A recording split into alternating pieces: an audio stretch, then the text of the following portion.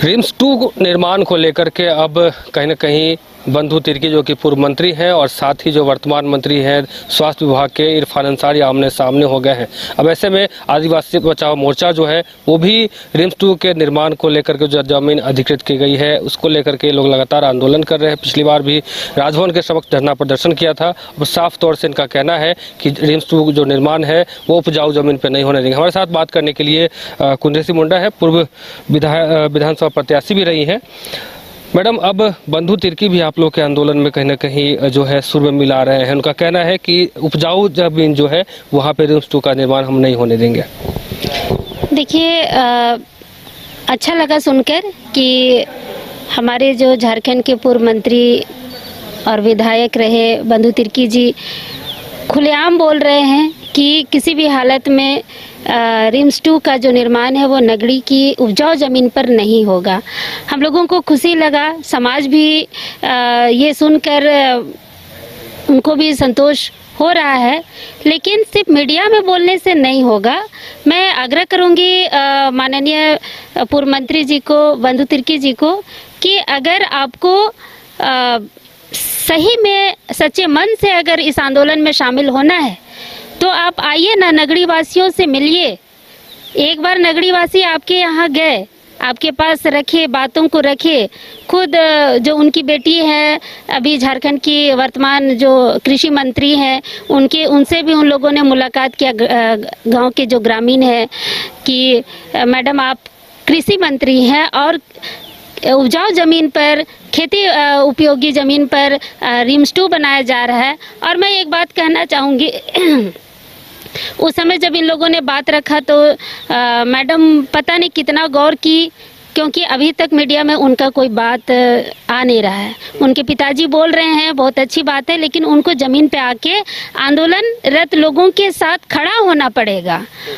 सबसे बड़ा चीज़ है कि रिम्स 2 बने ना भाई, हम लोग कहाँ मना कर रहे हैं, लेकिन बंजर भूमि पर बने, जहाँ पर अब यहाँ झारखंड में अभी जो पिछले सरकार में रघुवर दास जी ने जो लैंड बैंक बनाया, आप लैंड बैंक उठा के देखिए, उसमें जहाँ पर भी गैर मजरूआ ज़मीनें हैं उस पर बनाइए। एकड़ों एकड़, हमको लगता है 400-500 एकड़ ज़मीन आज भी गैर मजरूआ ज़मीन ऐसे ही पड़े हुए हैं, जो ज़मीन माफिया उस पर लगे हुए हैं उसको बेचने पर, वैसे ज़मीनों पर बनाइए, लेकिन उपजाऊ ज़मीन। और सबसे बड़ा चीज़ मैं कहना चाहूँगी आपके चैनल के माध्यम से कि जो लॉ कॉलेज जो बना उसमें भी इनकी ज़मीनें गई, रिंग रोड बना उसमें भी गांव वालों का ज़मीन गया, नगरी वासियों का।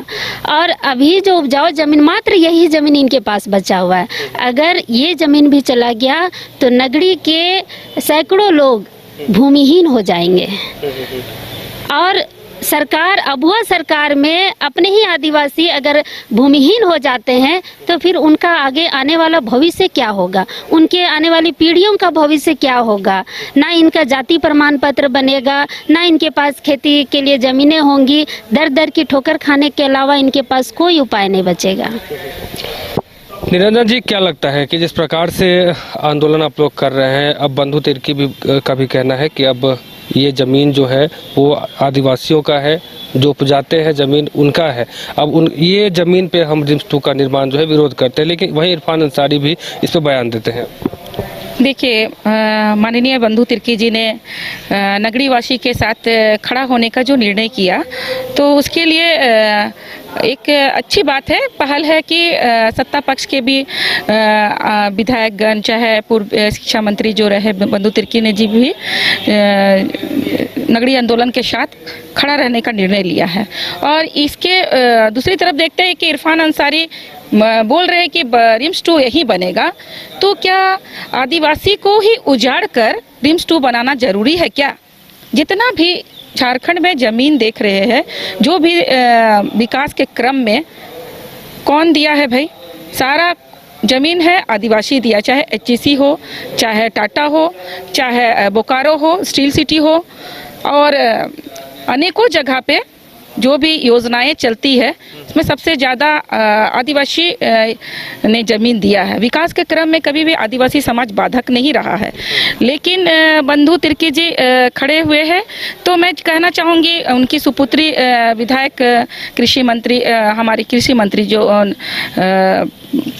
शिल्पी नेहा तिर्की जी है, क्योंकि वो कृषि मंत्री है और उन्हें भी अपना बयान जारी करना चाहिए कि कृषि योग्य भूमि पर हमारे इतने जो 227 एकड़ जो जमीन उपजाऊ जमीन पर को अगर रिम्स 2 कब्जा कर लेती है तो इतने लोग भूमिहीन हो जाएंगे। आने वाली पीढ़ी कहाँ जाएगी, इसके बारे में भी सोचना जरूरी है। आज जो सत्ता पक्ष के लोग आज बैठे हैं यहाँ सत्ता पे काबिज हुए हैं, तो पूर्ण रूप से आदिवासी समाज की बहुलता वाले क्षेत्र होने के कारण ही आज उन्हें सत्ता पे बैठाने का काम किया है। लोकसभा में भी 5 सीट जो आरक्षित सीट था आदिवासी का, उस पे भी आज काबिज हुए हैं। तो कहीं ना कहीं ये आदिवासी बहुल क्षेत्र की वजह से वो काबिज हुए हैं। तो आदिवासियों को बुड़बक ना समझे। और इरफान अंसारी का और भी बयान है, संसद सदन में बोल रहे थे कि आदिवासी कब से इतना ज़्यादा बुद्धिमान हो गया है। तो क्या आदिवासी को बुद्धिमान होना जरूरी नहीं है? हमारे पूर्वज तो शुरू से बुद्धिमान रहे हैं, क्योंकि वो अपना शासन व्यवस्था के तहत जमीन बचाए। यहाँ का जो अभी ग्लोबल वार्मिंग जैसी चीज़ें आई है वो हमारे पूर्वज तो बहुत पहले ही बचाए। शुरू से ही हमारे पूर्वज जरूर अनपढ़ रहे, लेकिन बुद्धिमान में वो सबसे आगे रहे। आज जल जंगल जमीन चाहे पर्यावरण संरक्षित करने का काम आदिवासी ही करता है, कोई अलग समुदाय के लोग नहीं करते हैं। तो इसमें हम लोगों को समझ आना चाहिए कि हमारे लोग आदिवासी समाज को भी स्वतंत्रता से जीने का अधिकार है, और वो अपनी जमीन जब नहीं देना चाहते हैं तो उनसे वार्तालाप करने की जरूरत है। बिना नोटिस किया भूमि पूजन कर लेना ये तो बहुत आदिवासी समाज को छलने वाला काम है। इसलिए हम लोग चाहेंगे कि हमारा समाज के जितने भी प्रतिनिधि करते हैं, चाहे सत्ता पक्ष के हो चाहे विपक्ष के लोग हैं, उन लोगों को आकर नगरी में निरीक्षण करना चाहिए, नगरी जमीन पर, और उन नगरीवासी के साथ उन लोगों को खड़ा होने की आवश्यकता है। तो साफ तौर से कहना है कि जिस प्रकार से नगरी की जो ज़मीन है वो उपजाऊ है और यहाँ रिम्स 2 का निर्माण करना कहीं ना कहीं सही नहीं है। हमारे साथ फूलचंद तिर्की जी हैं, उनसे भी हम बात करेंगे और जानने की कोशिश करेंगे। फूलचंद जी, जिस प्रकार से रिम्स 2 के निर्माण को लेकर के लगातार विरोध चल रहा है, यहाँ के जो लोग हैं ग्रामीण हैं उनका भी कहना है कि ये ज़मीन हमारे पूर्वजों का है, हम यहाँ खेती करते हैं, उपजाते हैं, हमारी पढ़ाई लिखाई, हमारा घर परिवार सब इसी से चलता है। अब ऐसे में रिम्स 2 को निर्माण को लेकर के जो आंदोलन चल रहा है, अब क्या लगता है कि आगे जो रणनीति बनेगी वो क्या रणनीति होगी आप लोगों की? देखिए, जमीन आदिवासियों का आत्मा है और उनका जो है जो आस्था है, भरोसा है, वो जमीन से ही जुड़ा रहता है। ऐसे में अभी नगरी का जो जमीन है, तो हम लोगों ने जो बात किया अभी जो रैयतों से, उनका जमीन पूरी जो है रिम्स 2 जो बनने वाली है वहाँ पर समाहित है। अगर ऐसे में सरकार अगर ज़मीन ले लेती है तो भूमिहीन हो जाएंगे, बेघर हो जाएंगे, और आदिवासी बिना ज़मीन के बिना पानी के मछली के समान है। वो तड़प तड़प के स्वयं मर जाएंगे। चूँकि अभी खेती बाड़ी का समय है और अभी इसमें जो है अभी बीड़ा करने का समय था, अभी हल जोतने का समय था, लेकिन किसान लोग आंदोलन करने में बाध्य हैं।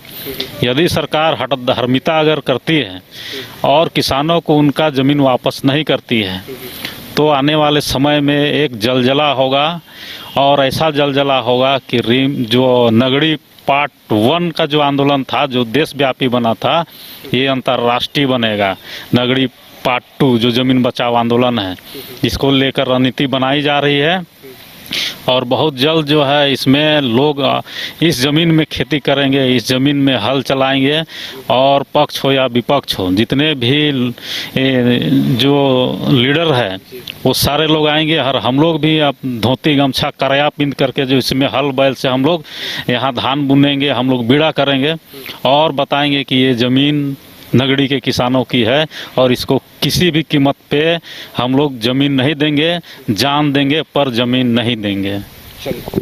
तो अब तमाम जो लोग हैं उन्होंने ठान लिया है कि चाहे जो भी हो जाए, अब ये नगरी की जो ज़मीन है वो उपजाऊ है और ये रिम्स 2 के लिए हम नहीं देंगे, चाहे जो भी हो जाए। अब देखना यह होगा कि आगे क्या कुछ होता है, रिम्स 2 का निर्माण होता है या फिर तमाम जो आदिवासी समाज के जो लोग हैं जिनका इस ज़मीन से लगाव है, जुड़ाव है, उनका खेती और परिवार जो है उसी से चलता है, अब जीत उनकी होती है। फिलहाल अपने सहयोगी उत्तम के साथ अमित झा, न्यूज़ बाइस्कोप, रांची।